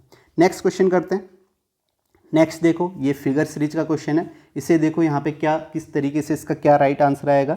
यहाँ पे आपको बताना है निम्नलिखित श्रृंखला में प्रश्न चिन्ह की जगह आने वाली आकृति का चयन करें। अब आप देखोगे जब यहाँ से आप पहले वाले से दूसरे वाले में जाते हो तो आप देखोगे जो ये ब्लैक वाला पोर्शन है ये यहाँ आ जा रहा है, फिर उसके बाद आप देखोगे ब्लैक वाला पोर्शन यहाँ, फिर यहाँ, फिर यहाँ, तो ये किस तरीके से आगे बढ़ रहा है, क्या है इसमें। अब आप देखोगे यहाँ पे कुछ ना कुछ इंडिकेशन आपको दिया हुआ है, बीच में जो 3 लिखा हुआ है उसका मतलब क्या है। आप देखोगे जब यहाँ से यहाँ गए तो ब्लैक पोर्शन यहाँ आ गया, पहले यहाँ था, 3 का मतलब क्या है 1 2 3, ठीक है, तो इस पोजीशन में आ गया। नेक्स्ट फिगर में देखो यहाँ इस पोजीशन में आ गया, यहाँ पे 3 लिखा था, अब इसमें 3 लिखा है तो अब नेक्स्ट में कहाँ आना चाहिए, 1 2 3 यहाँ पे आना चाहिए था। आप देखो यहाँ आया हुआ है, तो इसका मतलब जो बीच में नंबर है उसका मतलब है उतने स्टेप आगे वो ब्लैक पोर्शन चले जा रहा है। अब यहाँ देखोगे यहाँ पे 2 लिखा है तो ये ब्लैक पोर्शन 1 2 यहाँ होना चाहिए नेक्स्ट फिगर में, तो आप देखो यहाँ है, यहाँ पे 3 लिखा है तो 1 2 3 यहाँ होना चाहिए, तो यहाँ पर है, ठीक है, आप देख सकते हो। अब यहाँ पे 1 लिखा है तो इसका मतलब जो नेक्स्ट फिगर में जो आपका ब्लैक पोर्शन होगा वो कहाँ पे होगा, वो यहाँ होगा, यानी कि ये वाला फिल होगा यहाँ पे नेक्स्ट फिगर में। अब देखो किस ऑप्शन में यहाँ पे फिल है, इसमें है नहीं है, इसमें है नहीं है, इसमें है नहीं है, तो फोर्थ ऑप्शन में आपको यहाँ पे फिल दिख रहा है, ये इसका राइट आंसर हो जाएगा, ठीक है, समझ में आ गया। इस तरीके से आप इस क्वेश्चन को करेंगे, फोर्थ ऑप्शन इसका राइट आंसर है। नेक्स्ट क्वेश्चन देखते हैं। नेक्स्ट देखो, ये क्वेश्चन भी अच्छा है, ठीक है। यहाँ पे क्या लिखा गया है, यदि नीचे दिए गए अक्षरों को वर्णमाला श्रृंखला में उनके स्थान में आरोही क्रम में बाएं से दाएं व्यवस्थित किया जाए, ठीक है, असेंडिंग ऑर्डर में। असेंडिंग ऑर्डर का मतलब क्या होता है, यानी कि डिसेंडिंग का मतलब होता है घटते हुए क्रम में, और यहाँ पे बढ़ते हुए क्रम में, यानी कि सबसे पहले छोटा फिर उससे बड़ा। असेंडिंग का मतलब यह है बढ़ते हुए क्रम में, पहले छोटा फिर उससे बड़ा फिर उससे बड़ा फिर उससे बड़ा।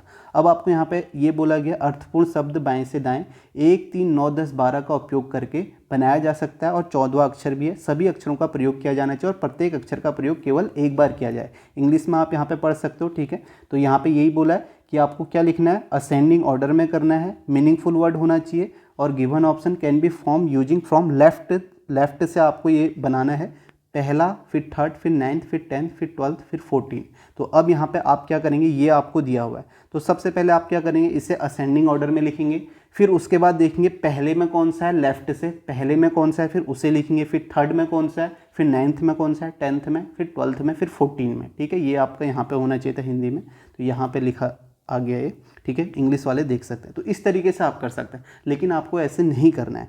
आपने देखा कि असेंडिंग ऑर्डर में आपका असेंडिंग का मतलब क्या होता है, सबसे पहले आपका क्या आना चाहिए, सबसे पहले छोटा फिर उससे बड़ा। आप इसको देखेंगे तो इसमें सबसे छोटा कौन सा है, आपको नजर आएगा सबसे छोटा ए है, तो यानी कि पहले ए आना चाहिए, और आपको इस ए का यूज भी करना है मीनिंगफुल वर्ड में। यहाँ पे आप देखो पहले का यूज करना है, लेफ्ट से आपका ए आएगा और फर्स्ट का यूज करना है, तो इसका मतलब क्या हुआ, जो आपका वर्ड बनेगा उसमें आपका ए आना ही चाहिए, तो ए नहीं होगा तो वो आपका ऑप्शन नहीं होगा।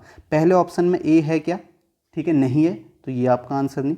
दूसरे ऑप्शन में ए है, ये हो सकता है, तीसरा ऑप्शन हो सकता है, चौथा हो सकता है। उसके बाद आप देखो थर्ड आपको चाहिए। अब आप देखो थर्ड अल्फ़ाबेट कौन सा आएगा, ए के बाद आप देखो बी आ जाएगा, ठीक है। आप देखो बी उसमें नहीं होना चाहिए, ठीक है, बी अगर किसी में है तो वो आपका आंसर नहीं होगा, क्योंकि यहाँ पे थर्ड लिखा है। बी के बाद आपका क्या आएगा, आपको कहीं पे सी दिख रहा है, सी नहीं है।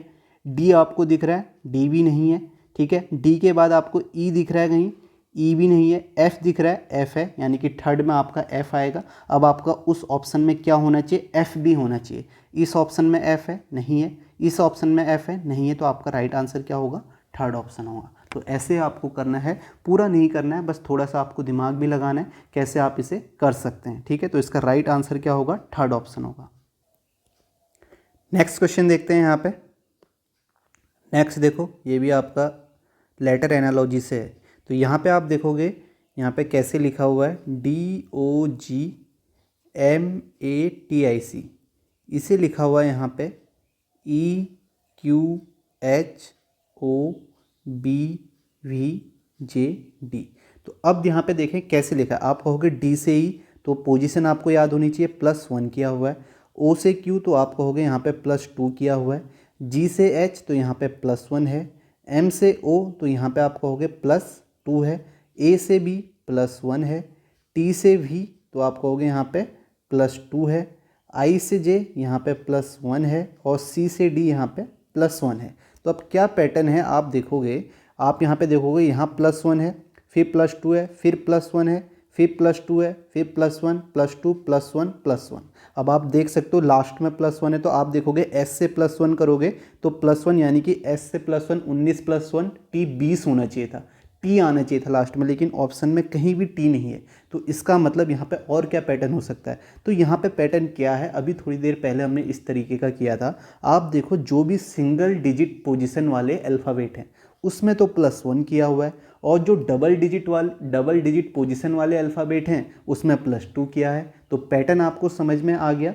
पैटर्न क्या है, जो भी आपके सिंगल डिजिट हैं, सिंगल डिजिट पोजीशन वाले उसमें +1, और जो आपका डबल डिजिट वाले हैं उसमें आपका +2 किया हुआ है। तो सेम हम प्रोडक्ट में कर लेंगे, PRODUCTS। तो आपको पता है यहाँ पे लास्ट में आप देखो एस से +2 करोगे, तो क्योंकि डबल डिजिट वाला है तो 21 U आना चाहिए लास्ट में। तो ये ऑप्शन तो ख़त्म हो गए। उसके बाद शुरू में आप देख लो, शुरू में P है, डबल डिजिट है, तो यहाँ पे +2 करोगे तो आपका कितना आएगा, 16 + 2 18 R आएगा। यहाँ पे आपका +2 T आएगा, और यहाँ +2 आप करोगे 15 2 17 Q आएगा। तो 8 T Q आना चाहिए, सभी में Q है। उसके बाद D से +1 करोगे तो E आएगा, तो 8 T Q E होना चाहिए। तो ये आपका पहले ऑप्शन में ये राइट आंसर हो जाएगा। यहाँ +2, यहाँ +1, यहाँ +2। तो आप देखोगे +2 करोगे W आएगा, यहाँ D आएगा, और यहाँ पे V आ जाएगा। तो आप देख सकते हो पैटर्न क्या है, ठीक है, समझ में आ रहा है पैटर्न। तो इसका राइट आंसर फर्स्ट ऑप्शन है। नेक्स्ट क्वेश्चन देखते हैं। नेक्स्ट देखें, मिसिंग नंबर का है। यहाँ पे आपको बताना है इस प्लेस पे क्या आएगा, इस क्वेश्चन मार्क पे क्या आएगा। आप देखो 3 11 2 है, तो बीच में बड़ा नंबर है, तो आप सोच सकते हो कि इन दोनों से आप बीच वाले नंबर को लाने की कोशिश करो। अब क्या पैटर्न यहाँ पे हो सकता है, पहले खुद से ज़रूर कर लेना। पैटर्न क्या हो सकता है, हम किसी नंबर से मल्टीप्लाई करके देख सकते हैं। तो यहाँ पे पैटर्न क्या है, अगर हम पहले वाले नंबर को 5 से मल्टीप्लाई करते हैं, 3 × 5, 5 3 पंचे 15 माइनस, ठीक है। अब हमें 11 चाहिए तो 4 माइनस करना है, तो नेक्स्ट वाले थर्ड नंबर को 2 × 2 से मल्टीप्लाई किया, यानी कि 2 से। तो आप देखोगे यहाँ पे 11 15 - 4 कितना आ जाएगा, 11 आ जाएगा। सेम पैटर्न हमने यहाँ पे लगाया, पहले वाले नंबर को 5 से और थर्ड वाले नंबर को 2 से। तो आप देखोगे 5 × 5 = 25, और यहाँ पे 7 दूनी 14, और यहाँ पे आपका 11 बीच वाला नंबर आ गया। पैटर्न क्या है, पहले वाले नंबर को 5 से सभी में, और दूसरे वाले नंबर, थर्ड वाले नंबर को 2 से मल्टीप्लाई करके माइनस करना है, तो आपको बीच वाला नंबर मिल जा रहा है। तो सेम पैटर्न आपको यहाँ लगाना है।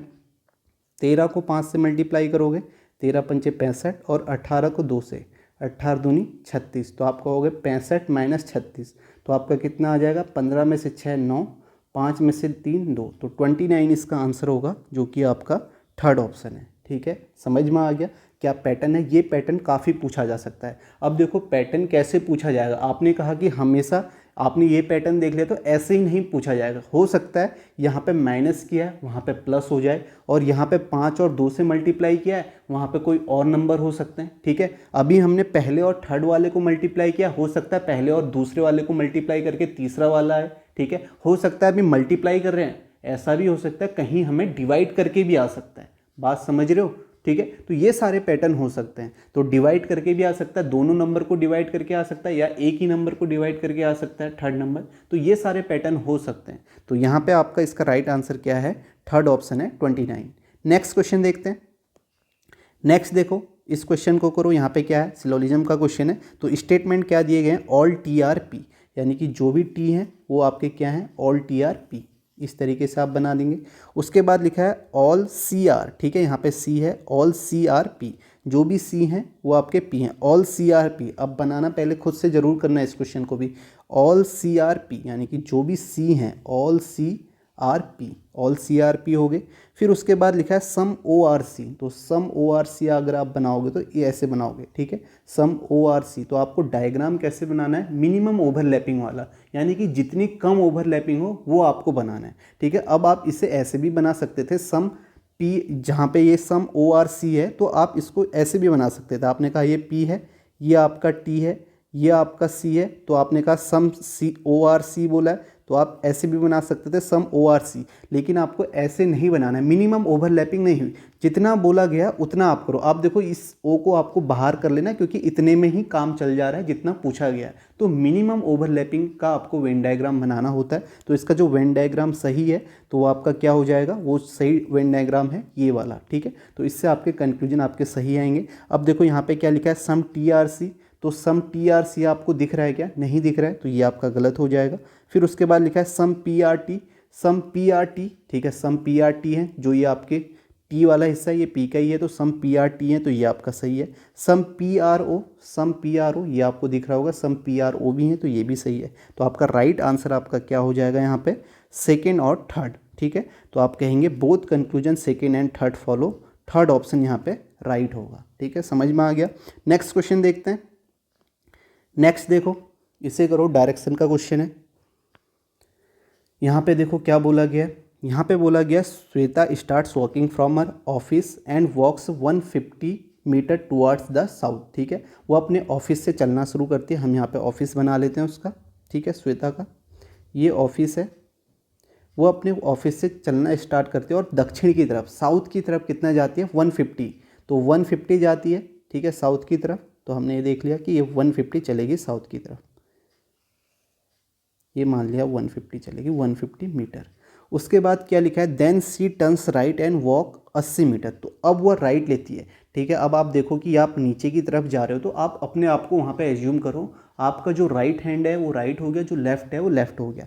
तो वो राइट लेती है और 80 मीटर जाती है। तो राइट कहाँ से हो जाएगा, यहाँ हो जाएगा, और ये 80 मीटर चलेगी, 80 मीटर चलेगी। उसके बाद क्या बोला है, then she turns left and walk 60 meter. अब लेफ्ट जा रही है तो आपका लेफ्ट हैंड लेफ्ट हो गया, तो 60 लेफ्ट कहाँ हो जाएगा, यहाँ हो जाएगा। तो 60 मीटर यहाँ चलेगी, 60 मीटर यहाँ चलेगी, ठीक है। उसके बाद क्या बोला है, 60 meter. She finally turns left and walks 280 meter. अब वह लेफ्ट जाती है और कितना जाती है, 280 मीटर जाती है, ठीक है, 280 मीटर जाती है। तो आप देख सकते हो ये आपका हो जाएगा 280 मीटर। इतना हमने देखा कि 280 मीटर चलेगी, ठीक है, लेफ्ट, ये आपका 280 मीटर है। उसके बाद क्या बोला है, 280 मीटर टू रीच बैंक। तो ये यहाँ पे बैंक था, तो यहाँ पे ये पहुँच गई इस बैंक में, ठीक है, ये बैंक में पहुँच गई ऑफिस से। अब इससे क्या बोला गया है, what is the shortest distance between our office. तो शॉर्टेस्ट डिस्टेंस क्या हो जाएगी, आप सभी को पता है, यहाँ पे डायगोनल होगी। तो शॉर्टेस्ट डिस्टेंस आपकी ये हो जाएगी, ये डिस्टेंस आपको निकालनी है, ये डिस्टेंस आपकी कितनी होगी। तो बताएं ये डिस्टेंस कैसे आप निकालोगे। आपको पता है कि ये आपको निकालना है यहाँ से यहाँ तक, ठीक है। तो इसके लिए आपको चाहिए ये दो साइड्स आपको चाहिए। अब आप देखो कौन सी साइड चाहिए, मैं अलग कलर से कर लेता हूँ। अगर हम इसे यहाँ से यहाँ मिलाते हैं तो आप देखो ये आपका यहाँ तक 80 था, तो 60 और चल गया, तो टोटल आपका कितना हो जाएगा, 80 + 60, ठीक है, 80 + 60 आपका कितना हो जाएगा, 140। तो ये आपका 140 हो जाएगा, ठीक है, 140 हो जाएगा इतना। और ये आपका यहाँ से आप देखो ये 80 तो यहाँ तक चला हुआ है, तो आपको ये डिस्टेंस चाहिए, ठीक है। यहाँ पे ये बेस, यहाँ पे आपको ट्राइंगल बनाना है। तो ये आपका 80 था, ठीक है, ये आपका 80 था, सॉरी ये आपका 150 था। यहाँ पे 140 नहीं होगा, क्योंकि ये जो डिस्टेंस है आपकी, ये वाली डिस्टेंस 150 है, ठीक है, यहाँ पे लिखा हुआ है मैंने 150 + 60, तो ये आपका 210 हो जाएगा, ठीक है। यहाँ पे आपका कितना होगा, 210 मीटर, जो आपकी ये डिस्टेंस हो जाएगी, ठीक है। इसकी जो आपकी लंबाई होगी वो 210 मीटर होगी। तो ये आपका देखो यहाँ पे 80 है, इतना 80 है, तो ये बचा हुआ कितना हो जाएगा 200। तो ये आपका जो डिस्टेंस होगी यहाँ पे 200 होगी, इस कलर से लिख लेता हूँ। अब देखो ये ट्राइंगल आपका सीधे सीधे ये ट्राइंगल आपका बन गया, आपको ये निकालना है। ये आपका 210 है, ये आपका 200 है, और ये आपको बताना है। तो अब आप देखो एक जीरो तो आएगा ही आएगा, ठीक है, यहाँ एक जीरो है, एक जीरो यहाँ आ जाएगा। अब देखो 20 21 20 21 29 का ट्रिपलेट होता है, तो यहाँ पे आपका 29 आ जाएगा, 290। तो 290 इसका राइट आंसर होगा, जो कि आपका कौन सा ऑप्शन होगा, सेकेंड ऑप्शन राइट आंसर हो जाएगा। तो समझ में आ गया कैसे आपको करना है। तो इसका राइट आंसर 290 मीटर होगा। तो शॉर्टेस्ट डिस्टेंस जो होगी वो आपकी 290 मीटर होगी। नेक्स्ट क्वेश्चन करते हैं। नेक्स्ट देखो यहाँ पे आपको बताना है कि कौन सा क्यूब, ठीक है, select the cube date can be formed by folding the given seat along the lines. ठीक है, अगर हम इसको फोल्ड करते हैं तो कौन सा क्यूब आपका बनेगा। तो मैंने आपको बताया कि आपको अपोजिट देखना है, और एक फेस में आपके अपोजिट नहीं दिखेंगे, सारे अपोजिट। आपको 3 फेस दिखते हैं क्यूब में, आप देख सकते हो यहाँ पे आपको 3 फेस दिख रहे हैं, यहाँ पे आपको अपोजिट नहीं दिखेंगे। तो अपोजिट कैसे निकालते हैं, आप देखो 2 का अपोजिट ये वाला हो जाएगा, और ये जो ब्लैक डॉट है इसका अपोजिट ये हो जाएगा। ठीक है, तो आप यहाँ पे लिख लेता हूँ। ठीक है, ये जो है 2 का अपोजिट ये ब्लैंक हो गया। ठीक है, ये ब्लैंक हो गया, और ये जो डॉट वाला है इस डॉट का अपोजिट ये ब्लैंक हो गया। अब हमें ये नहीं पता जो ब्लैंक है दोनों में से, इसमें हम अलग अलग नहीं बता सकते, हो सकता है ये ब्लैंक भी हो, ये ब्लैंक भी हो। ठीक है, उसके बाद आप देखो जो ये आपका बॉक्स है, ठीक है, जो ये बॉक्स है इसके अंदर इस बॉक्स का अपोजिट भी ब्लैंक है। ठीक है, ये तीनों ब्लैंक है, इनके अपोजिट। अब देखो पहले वाले में ए ऑप्शन में हम जाएंगे तो हमें पता है कि यहाँ पे एक ब्लैंक आ गया, तो हम किसी भी एक ब्लैंक को ले लेते हैं। अगर हमने ये ब्लैंक ले लिया तो ये नहीं आ सकता। ठीक है, उसके बाद देखो ये तो आया है, लेकिन अब हम ये नहीं कह सकते कि ब्लैंक कौन सा है। तो इन दोनों ब्लैंकों में से ये कोई भी 2 ब्लैंक हो सकते हैं। ये 2 ब्लैंक हो गए और एक ये हो गया, तो 3 फेस आ गए, इनके अपोजिट नहीं आए, तो ए तो बन सकता है। बी में आप देखोगे ये वाला पोर्शन आ गया, उसके बाद ये पोर्शन आ गया, और तीसरा जो होगा हम इसे नहीं मानेंगे क्योंकि ब्लैंक ये भी है, तो ये भी आपका आ सकता है। आपको कंफ्यूज करने के लिए ही इन्होंने जो अपोजिट फेस दिए हैं वो सारे ब्लैंक दिए हैं। तो आपको देखना है कि आपने जैसे एक फेस ये आ गया, उसके बाद डॉट आ गया, तो तीसरा फेस जो आएगा वो ये वाला ब्लैंक होगा। ठीक है, समझ में आ गया, आपको ये लेके चलना है। तो आपका ये भी बन सकता है। सी में आप देखोगे 2 आ गया, ठीक है, 2 आ गया, उसके बाद ये डॉट आ गया, और तीसरा जो ब्लैंक फेस है वो ये वाला फेस लिया है। ठीक है, आपको ये नहीं सोचना कि ये ब्लैंक फेस है ये वाला लिया है, थर्ड वाला, तो ये भी आपका बनेगा। डी ऑप्शन देखोगे डॉट आ गया, फिर उसके बाद 2 आ गया, और जो तीसरा है वो आपका ये वाला लिया है। ठीक है, ये आपको बात ध्यान में रखना है। तो तीनों यहाँ पे चारों फेस यहाँ पे बनेंगे, तो इसका जो सीट बन सकती है वो आपके all A B C and D बन सकता है। तो फोर्थ ऑप्शन इसका राइट आंसर होगा। आपको कंफ्यूज करने के लिए ही इन्होंने जो अपोजिट फेस दिए हैं वो सारे ब्लैंक दिए हैं ताकि आप गलती करो। ठीक है, तो अगर आप ये अपोजिट ये वाला फेस ले रहे हैं तो उसके बाद आपको ये दोनों लेने चाहिए। अगर आप ये ले रहे हैं, ठीक है, जैसे आपने थर्ड वाला एक फेस लिया, तो उसके बाद जो 2 अपोजिट फेस हैं, पहले वाले ऑप्शन में आपने कहा कि एक तो इसका आ गया, और जो दूसरा फेस है वो 2 जो हैं वो ये ऊपर वाले फेस हैं। ठीक है, बात समझ में आ गई। डाइस में आपको जो भी फेस दिखेंगे वो आपको अपोजिट फेस एक साथ नहीं दिखेंगे। ठीक है, ये बात आपको मैंने पहले भी कराई है। डाइस के क्वेश्चन काफ़ी सारे क्वेश्चन कराए हुए हैं, आप उन्हें भी देख लें। अगर आपको नहीं समझ में आ रहा है तो नहीं तो आसानी से समझ में आ जाएगा, ऐसा कुछ है नहीं। नेक्स्ट क्वेश्चन देखते हैं। नेक्स्ट है, इसे आपको बताना है।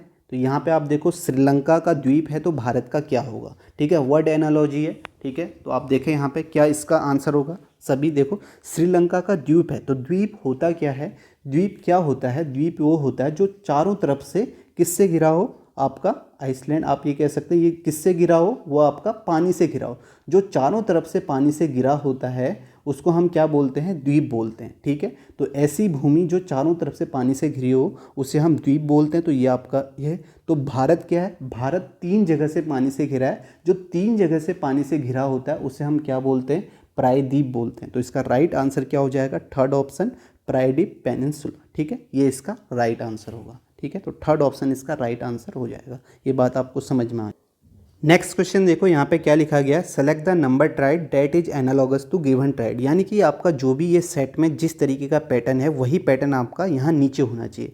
तो हम यहाँ पे क्या देख सकते हैं, हम गैप देख सकते हैं। अगर आप देखोगे 92 से 85 गया तो आप कहोगे यहाँ पे कितना माइनस किया है, तो -7 किया है। अब आप 85 से 82 आप जाओगे तो कितना माइनस क्या, -3। तो आप ये बोल सकते हो 7 और 3 जो हो सकता है फिक्स नंबर भी हो सकता है। ऑप्शन में चेक करोगे 28 से 7 जाएगा तो 23 नहीं आएगा, 71 से 7 जाएगा 65 नहीं आएगा, 69 से 7 जाएगा 66 नहीं आएगा, 83 से 7 गया 78 नहीं आया। तो ये तो फिक्स तो नहीं है। अब ये 7 और 3 कैसे आया, अगर आप देखते हैं यहाँ पे 7 कैसे आया, आपको ये नंबर देख के सोचना है। यहाँ पे 9 लिखा हुआ है, अगर आप 9 में से 2 माइनस कर देते हो तो आपको 7 मिल जाता है। आप ये बोल सकते हैं जो भी बड़ा नंबर है वो उससे छोटे नंबर को माइनस करना है। तो आप देखो 9 में से 2 माइनस किया 7 आया, और सेम आप यहाँ पे कहोगे 8 में से 5 माइनस किया तो यहाँ पे कितना आ गया, 3 आ गया। तो ये 3 और 7 कैसे आया आपको समझ में आ गया।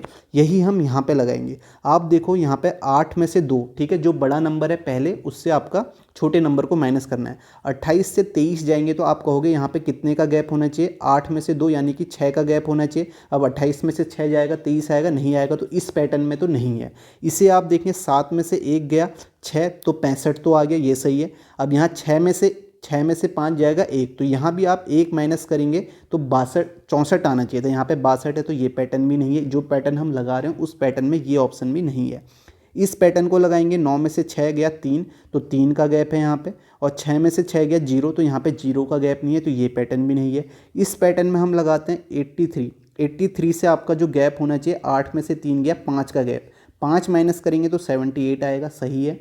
अब यहाँ पे बड़ी संख्या 8 है, 8 में से 7 माइनस करेंगे 1 का गैप होना चाहिए, और 78 में से 1 माइनस करेंगे 77 आ गया। तो आपका राइट आंसर क्या हो जाएगा, फोर्थ ऑप्शन हो जाएगा ये वाला 83, 78, 77। तो पैटर्न आप देख सकते हैं, ये पैटर्न भी काफ़ी पूछा जा सकता है, ठीक है, पूछा गया है, ठीक है, पूछा जाएगा भी। नेक्स्ट क्वेश्चन देखते हैं। नेक्स्ट देखें, इस क्वेश्चन को करें। यहाँ पे आपको वेन डायग्राम दिया हुआ है जिसमें बताया गया है सर्किल किसको रिप्रेजेंट कर रहा है, ऑफिसर को, ठीक है। ये जो सर्किल है ये आपका ऑफिसर को रिप्रेजेंट कर रहा है। जो ट्राइंगल है, ट्राइंगल जो रिप्रेजेंट कर रहा है वो मैरिड लोगों को रिप्रेजेंट कर रहा है। और उसके बाद आपका रेक्टेंगल जो है वो सैलरी अबव जिसकी 50,000 से ज़्यादा है, ठीक है। ये रेक्टेंगल उसे रिप्रेजेंट कर रहा है जिसकी 50,000 से क्या है, सैलरी ज़्यादा है, ठीक है। 50,000 से जो सैलरी ज़्यादा है उससे रिप्रेजेंट कर रहा है। उसके बाद जो है स्क्वायर जो रिप्रेजेंट कर रहा है वो आपका पोस्ट ग्रेजुएट को। अब आपसे पूछा गया the number given in the diagram represent number of person of the particular category, how many single officer. कैसे आपको करना है, जैसे आपसे इसने कहा हाउ मैनी सिंगल ऑफिसर, ठीक है। तो सिंगल ऑफिसर का मतलब क्या हो गया कि जिनकी शादी नहीं हुई है। तो इतना कहते ही आपको क्या करना है, जो भी आपका यहाँ पे डायग्राम रिप्रेजेंट करेगा मेरिट को, वो वाली संख्या इसमें नहीं आनी चाहिए। तो 5, 11 और 15 में से ये कोई भी आपका नहीं आएगा, यानी कि सिंगल लोग तो उसी में होंगे जो इससे बाहर होंगे, इस ट्राइंगल से बाहर होंगे। ट्राइंगल किसको रिप्रेजेंट कर रहा है, मेरिट लोगों को, ठीक है, जिनकी शादी हो गई है उसे ट्राइंगल रिप्रेजेंट कर रहा है। सिंगल चाहिए तो वो आपका इस ट्राइंगल में नहीं होंगे, ठीक है, तो यहाँ नहीं होंगे, तो ये नंबर उसमें से कोई भी नहीं आएगा। ये आप देख सकते हैं, इस तरीके से समझना। उसके बाद क्या बोला है इसने, उसके बाद बोला है कि हैव सैलरी अबव RS 50,000, तो 50,000 से ज़्यादा सैलरी होनी चाहिए। अब 50,000 से ज़्यादा सैलरी किसकी है, जो आपकी किस में है, ये आपका रेक्टेंगुलर में है, ठीक है, ये आयत में है। यानी कि आपका जो आंसर होना चाहिए वो इस रेक्टेंगुलर में से होना चाहिए, यानी कि 50,000 से ज़्यादा इसमें। जैसे आप देखोगे 2 नहीं हो सकता, क्योंकि 2 आपका रेक्टेंगल में नहीं है, तो ये आपका नहीं हो सकता। समझ में आया, इस तरीके से आपको देखना है। पहले तो आपको सिंगल ऑफिसर चाहिए, और उसके बाद जिनकी सैलरी 50,000 से ज़्यादा हो, और जो पोस्ट ग्रेजुएट डिग्री नहीं हो, do not have a post graduate degree. तो इसका मतलब वो आपका इस स्क्वायर में भी नहीं होनी चाहिए। तो स्क्वायर में 4 है तो 4 भी नहीं होगा, ठीक है। 8 तो वैसे ही गायब हो गया, क्योंकि यहाँ पे 50,000 सैलरी तो है, लेकिन आपके क्या हैं, ऑफिसर्स नहीं हैं। तो ऑफिसर वाला जो है आपका ये 10 वाला है, ये वाला 10 इसका आंसर हो जाएगा, जो कि आपका थर्ड ऑप्शन है। आप देखोगे 10 जो है सारी कंडीशन सेटिस्फाई कर रहा है। पहली बात तो ये 10 जो है ये आपका सिंगल है, ठीक है, ट्राइंगल में नहीं है। दूसरी बात, इसकी सैलरी जो है 50,000 से ज़्यादा है, ये आपका रेक्टेंगल में है, ये भी सही है। तीसरा जो है ये आपका पोस्ट ग्रेजुएट नहीं है, ठीक है, पोस्ट ग्रेजुएट यानी कि स्क्वायर में नहीं है, सर्किल में होना चाहिए, क्योंकि सिंगल ऑफिसर लिखा है। समझ में आ गया, तो इसका राइट आंसर क्या है, थर्ड ऑप्शन है। नेक्स्ट क्वेश्चन देखते हैं। नेक्स्ट है, यहाँ पे आपको बताना है इसका जल प्रतिबिंब का चयन करना है। तो इसके आपकी इमेज क्या होगी, वाटर इमेज क्या होगी। तो वाटर इमेज में आपको पता है कि वाटर इमेज में क्या होता है, जो भी टॉप की चीज़ होती है वो बॉटम में पहुंच जाती है। आपको यहाँ पे मिरर लगाना है, आप देखोगे जो भी टॉप में है वो बॉटम में पहुंच जाती है। अब आप देखो बॉटम में क्या पहुंचेगा, बॉटम में पहुंचेगा ये 6 वाला, ठीक है, जो 6 यहाँ पे हैं, 6 डॉट है, ये पहुंचेंगे। ये ऑप्शन होगा नहीं, ये ऑप्शन हो सकता है, ठीक है, यहाँ पे बॉटम में 6 हैं, ये नहीं होगा, ये भी हो सकता है। अब आप देखो इन दोनों में से कौन सा होगा। मैंने आपको बताया टॉप का बॉटम होता है, लेफ्ट का राइट नहीं होता है। आप देखोगे ये 4 वाले जो हैं ये इस वाले ऑप्शन में यहाँ पे आ गए। लेफ्ट राइट किस में होता है, मिरर इमेज में होता है। तो ये ऑप्शन आपका नहीं होगा। तो आपका राइट आंसर क्या होगा, 4th ऑप्शन इसका राइट आंसर हो जाएगा। ठीक है, समझ में आ गया। नेक्स्ट क्वेश्चन देखते हैं। नेक्स्ट क्वेश्चन यहाँ पे देखें, इसे बताएं वेन डायग्राम का क्वेश्चन है। यहाँ पे क्या होगा, वास्तविक संख्याएं, परिमेय संख्याएं, पूर्णांक, पूर्ण संख्याएं, प्राकृत संख्या, ये आपका दिया हुआ है। अब आप देखें इसका वेन डायग्राम कैसे होगा। अब वेन डायग्राम तब आप इसे बना पाएंगे जब आपको पता होगा कि पूर्ण संख्याएं, प्राकृत संख्याएं, परिमेय संख्याएं, पूर्णांक, ये सारी संख्याएं क्या होती हैं। ठीक है, तभी इसका वेन डायग्राम बना पाएंगे। तो अच्छे क्वेश्चंस हैं, सारे मेंस लेवल में आ सकते हैं, प्री में भी आ सकते हैं, क्योंकि ये टीसीएस के द्वारा पूछे हुए क्वेश्चंस हैं। तो अच्छे क्वेश्चंस हैं।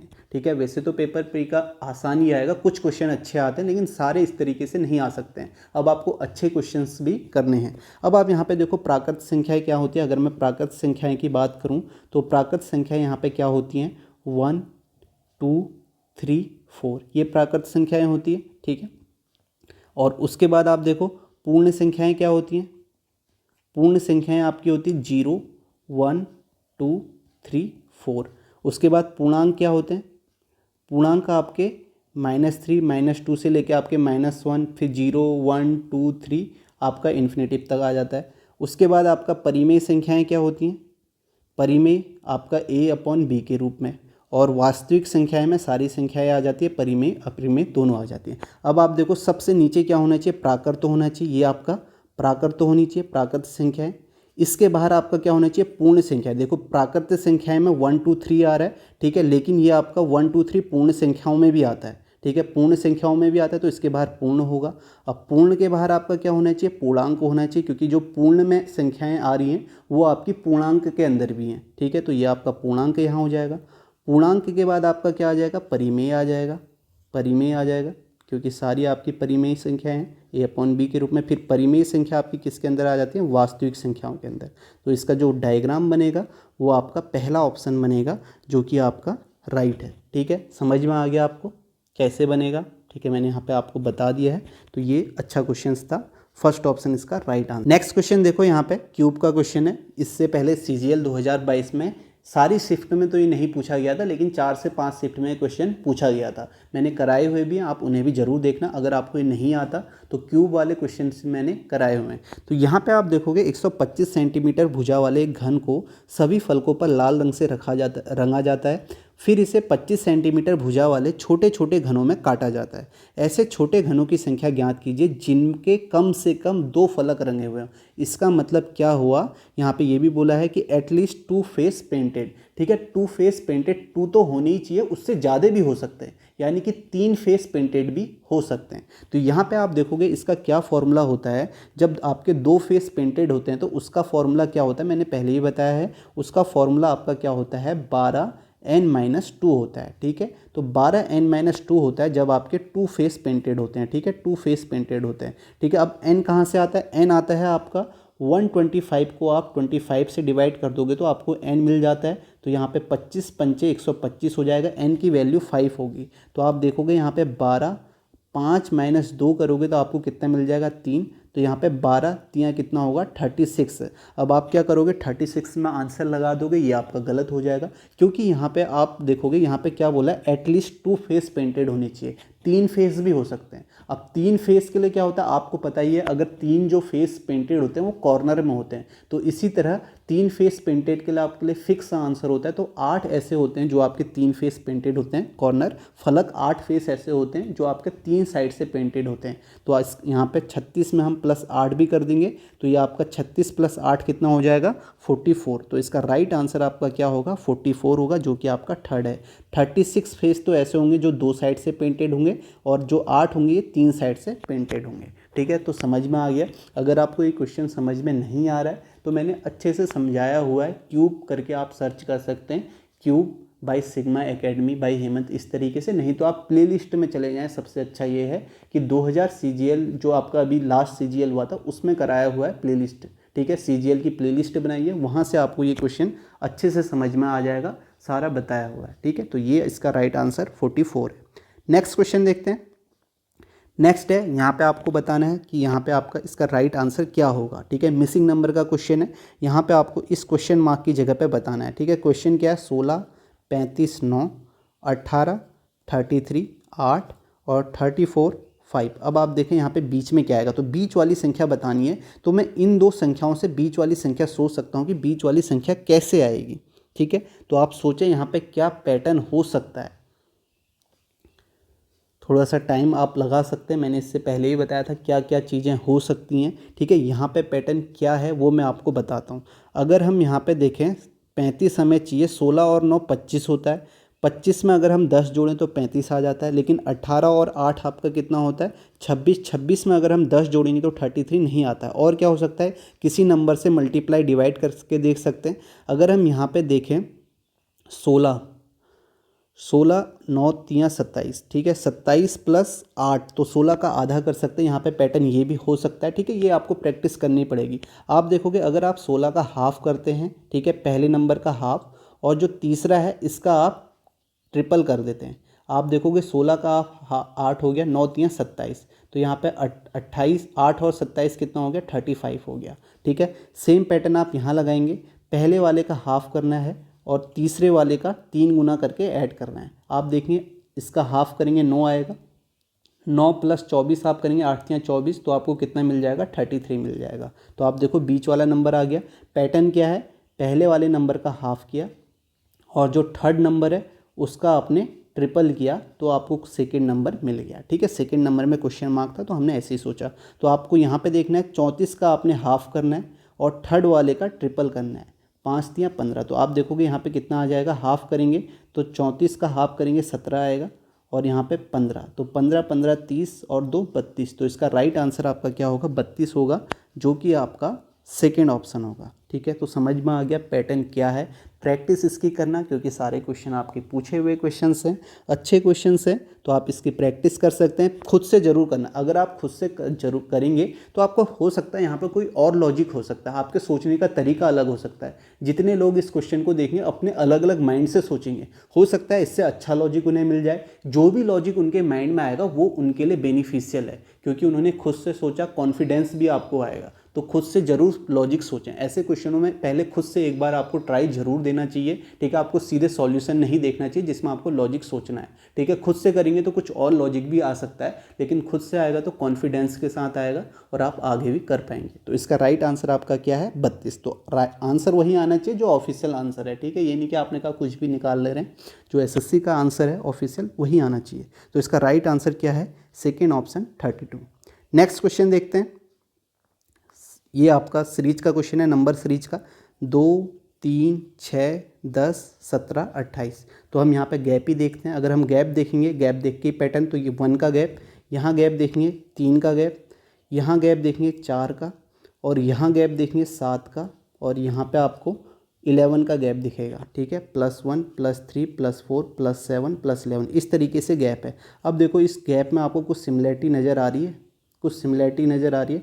आप देखोगे अगर मैं इन दोनों का सम करूं, ठीक है, 1 और 3 का सम करूं तो ये 4 आता है, फिर ये 3 और 4 का सम करूं तो 7 आता है, और 7 और 4 का सम करूं तो 11 आता है। तो नेक्स्ट में जो गैप होना चाहिए वो 11 और 7 का गैप सम करूंगा तो यहाँ पे कितने का, 18 का गैप होना चाहिए। 18 का गैप यहाँ पे देखोगे 8 8 16 की 6, 1 2 1 3 और 1 4, तो 46 इसका आंसर होगा, जो कि आपका फोर्थ ऑप्शन है, ठीक है। समझ में आ गया क्या पैटर्न है, किस तरीके से हमने यहाँ पे किया है। नेक्स्ट क्वेश्चन देखो, यहाँ पे क्या लिखा है, 1 morning Chitranshi and Aryan sit facing each other, if the shadow of Ayan falls to the left of Chitranshi then in which direction is Ayan facing, ये आपको बताना है, ठीक है। तो कैसे, आप देखो मॉर्निंग का टाइम है तो सूरज आपका यहाँ से निकलेगा, ठीक है, पूर्व से निकलेगा, और ये आपका फेस करके बैठे हैं आमने सामने, ऐसे फेस करके बैठे हैं, ठीक है। और जो इनकी छाया बनेगी, शैडो बनेगी, वो कहाँ बनेगी, यहाँ बनेगी इनकी छाया, ठीक है। यहाँ से आपका सूरज आ रहा है तो छाया इसके विपरीत यहाँ बननी चाहिए, ठीक है। अब आप देखो इन्होंने क्या बोला है, जो शैडो अयान की बन रही है वो चित्रांशी के लेफ्ट में बैठी है,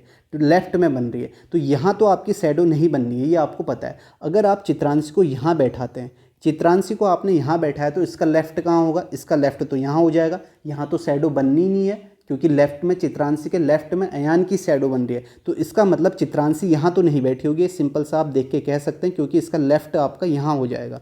चित्रांशी कहाँ बैठी होगी, चित्रांशी आपका बैठी होगी यहाँ बैठी होगी, ठीक है। चित्रांशी यहाँ पे बैठी होगी और यहाँ लेफ्ट में शैडो बन रही है तो अयान आपका यहाँ बैठा होगा, नॉर्मल सी बात है। और यहाँ आपके क्या बन रही है, इसकी लेफ्ट, ठीक है, इसका चित्रांशी का लेफ्ट ये हो गया तो यहाँ इसकी शैडो बन रही है और आर्यन का ये आपका राइट हो जाएगा, ठीक है। नीचे को देख के बैठ रहा है, खुद आप समझना, ठीक है, खुद आप बैठ जाओ यहाँ पे और नीचे को आमने सामने मुंह करके बैठो, ये इसका लेफ्ट हो जाएगा। अब आपसे बोला है कि in which direction is Ayan facing, तो अयान कहाँ को फेस कर रहा है, साउथ की तरफ को फेस कर रहा है, तो इसका राइट आंसर क्या होगा, थर्ड ऑप्शन हो जाएगा, सिंपल, ठीक है। सिंपल सा क्वेश्चन है, आसान सा, बस आपको समझना है। इसमें क्वेश्चन ऐसा भी आ जाता है, जैसे अभी तो मॉर्निंग का टाइम है, अगर इवनिंग का टाइम होगा तो आपका जो ये सूरज इधर होगा और यहाँ होगा तो जो इनकी छाया बनेगी वो यहाँ बनेगी, ठीक है। तब आप देख सकते हो लेफ्ट राइट, ये आपको समझ में आ गया होगा।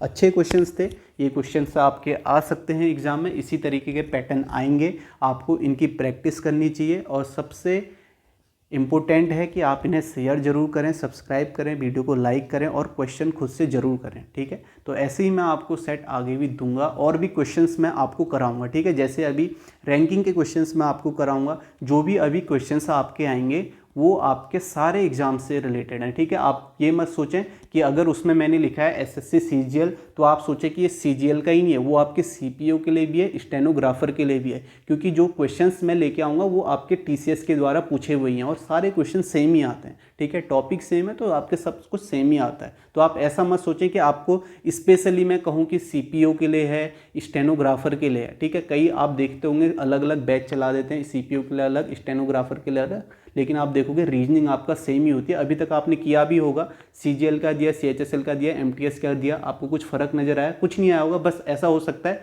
किसी में आपका एक दो टॉपिक ज़्यादा पूछ लिए हों या किसी में नहीं पूछा गया हो, तो ऐसा हो सकता है, ठीक है। बाकी आपका सेम ही होता है। तो आप सभी क्या करें, ये क्वेश्चन को खुद से पहले जरूर करना, ठीक है, फिर करें और प्रैक्टिस करते रहें। इससे पहले मैंने आपको 6 सेट दिए हुए हैं, दोबारा बता दे रहा हूँ, जिसने नहीं किए हैं उन 6 सेट को करें। टेलीग्राम चैनल पे मैंने अपलोड किए हुए हैं, वो अच्छे सेट हैं, पहले खुद से कर लें। अगर आपको नहीं भी होते तो आप देखो कुछ क्वेश्चन नहीं भी होंगे तो उनकी प्रैक्टिस करें, ठीक है, वही क्वेश्चन आपको मिलेंगे। पैटर्न सबसे इंपॉर्टेंट है, पैटर्न आपके रिपीट हो सकते हैं। तो इस वीडियो को यहीं पर समाप्त करते हैं, बाकी शेयर आप जरूर करना, सब्सक्राइब जरूर करें।